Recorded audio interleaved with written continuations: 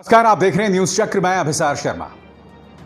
एक ऐसे वक्त जब चाइना के साथ हमारे तनाव अप्रत्याशित हैं, एलएसी पर तनाव बना हुआ है, कई ऐसी खबरें सामने उभर कर आ रही हैं कि फिंगर 4 तक चाइना ने स्थायी बंकर्स बना लिए हैं और इंडियन एक्सप्रेस के सुशांत सिंह की इस रिपोर्ट के मुताबिक अब वो फिंगर 3 की तरफ भी पुश मार रहा है, उस तरफ बढ़ रहा है।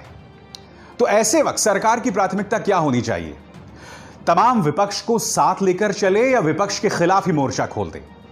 मैं चाहूंगा कि आप गृह मंत्री अमित शाह का यह बयान सुने। इसमें दो बातें कह रहे हैं। पहली बात वो ये कहते हैं कि मैं कांग्रेस के साथ संसद के अंदर दो हाथ करने को तैयार हूं। दूसरी बात वो ये कहते हैं कि विपक्ष कांग्रेस जो है उस भाषा में बात ना करे जो चीन और पाकिस्तान को पसंद आए। आप सुनिए यहां पर अमित शाह कह क्या रहे हैं। पार्लियामेंट होनी है, चर्चा करनी है तो आइए करेंगे। 62 से लेकर आज तक दो हाथ हो जाए, कोई नहीं डरता चर्चा से। मगर जब देश के जवान संघर्ष कर रहे हैं, सरकार एक स्टैंड लेकर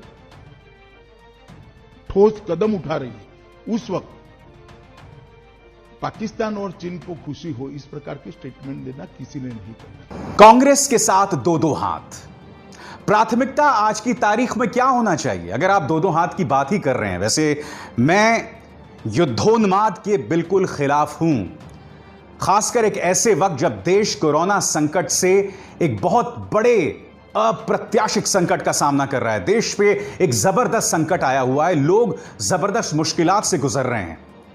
खासकर ऐसे वक्त तो हमें युद्ध की बात ही नहीं करनी चाहिए। मगर अगर हम दो हाथ की बात ही कर रहे हैं तो यहां दो हाथ किसके साथ आपको करना चाहिए? कांग्रेस के साथ या चाइना के साथ? क्योंकि 45 साल में पहली बार 20 भारतीय सैनिक शहीद हो गए थे। 20 आंकड़ा कम नहीं है, 20 भारतीय सैनिक शहीद हो गए थे। और आज तक, इस वक्त जब मैं आपसे बात कर रहा हूं, प्रधानमंत्री नरेंद्र मोदी ने चीन का नाम तक नहीं लिया अपने मुंह से। जी हां, कई बातें बहुत कही हैं उन्होंने कि करारा जवाब दिया जाएगा, उन्होंने हमारी घाटी में प्रवेश नहीं किया है, मगर अब तक चीन का नाम नहीं लिया है। मैं आपको बताऊंगा।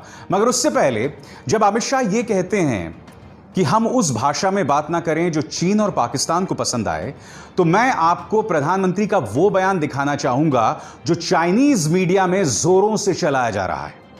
इसमें प्रधानमंत्री नरेंद्र मोदी ने क्या कहा था, मैं आपको बताता हूं कि ना चीन ने हमारी जमीन में प्रवेश किया है, ना उन्होंने हमारी जमीन पर कब्जा किया है। चीन ने इस बयान का इस्तेमाल किया कि देखो, हमने तो भारतीय जमीन में प्रवेश नहीं किया, जो कुछ हुआ वो भारतीय सैनिकों की गलती से हुआ। और प्रधानमंत्री के इस बयान के ठीक बाद चाइनीज फॉरेन मिनिस्ट्री का एक बयान भी आ जाता है कि पूरी गालवान घाटी पर हमारा कब्जा है, गालवान घाटी हमारी है। मैं चाहता हूं कि आप प्रधानमंत्री का वो बयान सुने। आप देखिएगा, इसमें चाइनीज में अनुवाद भी किया गया है, क्योंकि यही बयान जो है वो चाइनीज मीडिया में चलाया जा रहा है। सुनिए। न वहां कोई हमारी सीमा में घुस आया है, न ही कोई घुसा हुआ है, न ही हमारी कोई पोस्ट किसी दूसरे के कब्जे में है। अब मैं आपसे सवाल पूछना चाहता हूं गृह मंत्री, ऐसे में चीन की भाषा में कौन बात कर रहा है? ऐसे में क्या इस तरह की बयानबाजी करना सही होगा? बात यहां नहीं रुकती। प्रधानमंत्री नरेंद्र मोदी ने कल मन की बात की।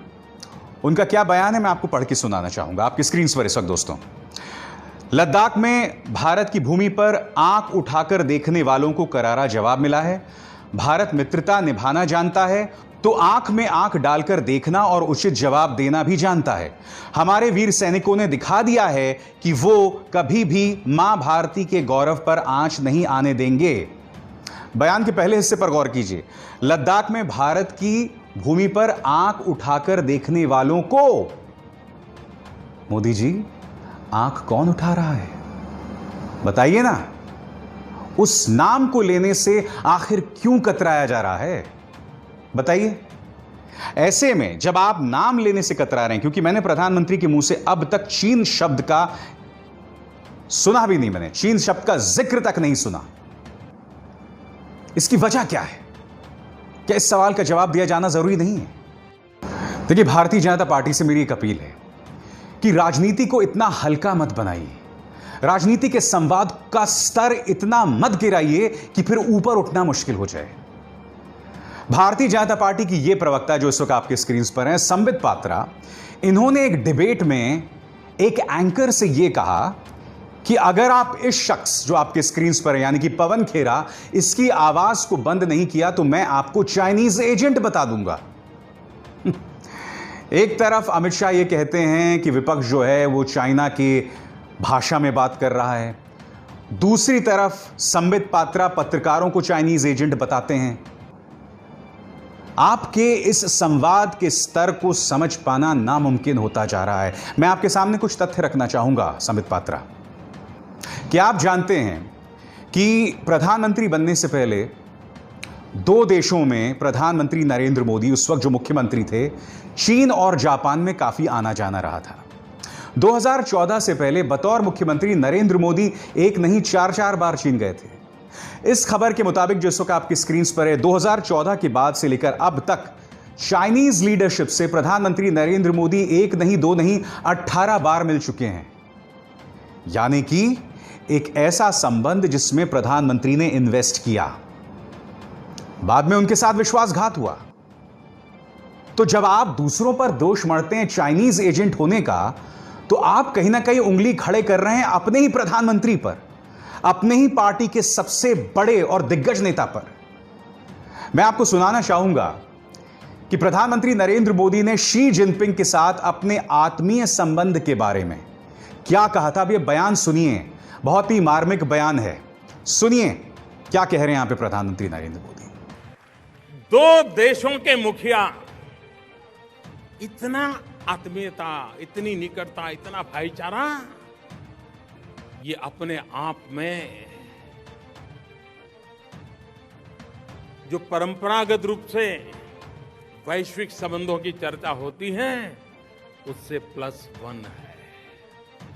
और ये +1 समझने के लिए कईयों को भी समय लगेगा।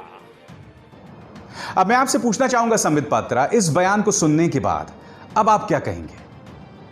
क्या आप इसी तरह से पत्रकारों पर, विपक्ष पर चाइनीज एजेंट होने का आरोप लगाते रहेंगे? बताइए। आज जो आपके सामने बातें रखी जा रही हैं, देखिए सियासत में और कूटनीति में एक बहुत बड़ा फर्क होता है। मैं समझ सकता हूं जब 2013 में प्रधानमंत्री नरेंद्र मोदी ये कहते हैं कि चीन को लाल आंख दिखाना है और अब वो चीन पर एक भी शब्द नहीं कहते हैं। मैं समझ सकता हूं सरकार की मजबूरियां, सरकार चलाने की मजबूरियां, कूटनीति की मजबूरियां, और मैं उसको लेकर आपकी आलोचना नहीं करूंगा। मैं आपकी मजबूरियां समझ सकता हूं, मगर मैं आपसे सिर्फ इतना कह रहा हूं कि विपक्ष के खिलाफ आप जंग का ऐलान मत कीजिए। विपक्ष आपका दुश्मन नहीं है। यह वो वक्त है जब आप विपक्ष को साथ लेकर चलें। और आज वो विपक्ष आपसे कई सवाल कर रहा है जिसका जवाब आपको देना होगा बिलो द बेल्ट वार किए बगैर। मसलन पूर्व गृह और वित्त मंत्री पी चिदंबरम ये सवाल उठा रहे हैं। वो कहते हैं कि 28/3/2020 यानी कि 28 मार्च को पीएम केयर्स की स्थापना हुई थी। और क्या आप जानते हैं उसके बाद करीब मार्च, अप्रैल और 2020 को चीनी सेना ने घुसपैठ शुरू की थी।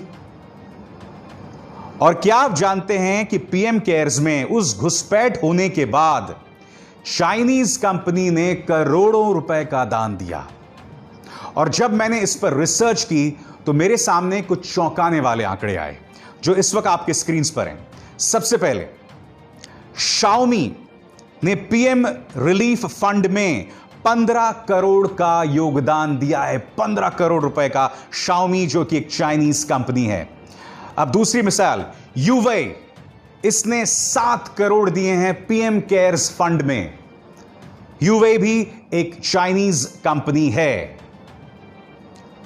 चाइनीज मैन्युफैक्चरर ओप्पो, जिसके मोबाइल्स आप जानते हैं, उसने 1 करोड़ का डोनेशन किया है पीएम रिलीफ फंड में कोरोना संकट का सामना करने के लिए। इसके बाद वन प्लस, इसने 1 करोड़ का डोनेशन दिया है पीएम केयर्स में। और अब आखिरी आपके स्क्रीन पर टिकटॉक। जी हां, टिकटॉक भी जैसे कि आप जानते हैं चाइनीज कंपनी है, उसने 30 करोड़ दिए हैं अपनी तरफ से पीएम केयर्स फंड में। खेलोगे आप, जीतेगा इंडिया, उन्होंने ये अभियान चलाया था। अब आप क्या कहेंगे बताइए? ये तमाम चाइनीज कंपनीज करोड़ों में पीएम केयर्स फंड में पैसे दे रहे हैं।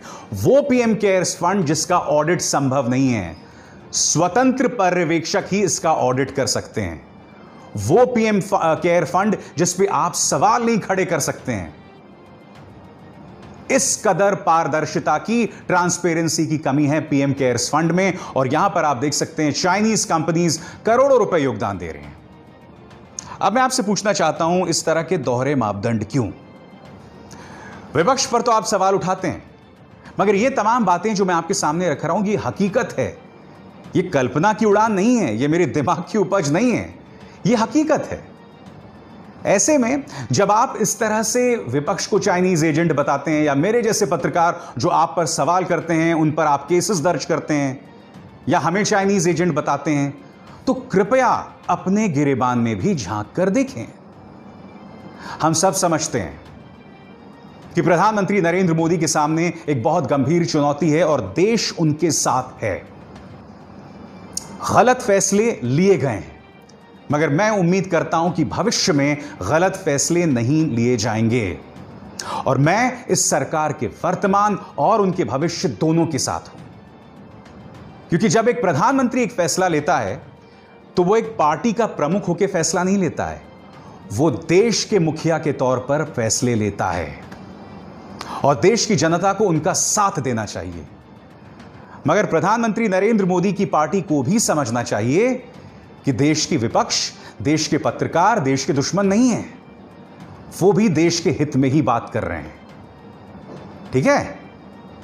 क्यों संबित पात्रा, बात समझ आई कि नहीं आई? न्यूज चक्र में बस इतना ही। मेरी आप सबसे अपील कि इस कार्यक्रम को ज्यादा से ज्यादा लोगों तक पहुंचाएं, इसे लाइक करें, शेयर करें और न्यूज क्लिक के हमारे चैनल को न सिर्फ सब्सक्राइब करें बल्कि उस बेल आइकन को भी जरूर दबाएं। अभिसार शर्मा को दीजिए इजाजत।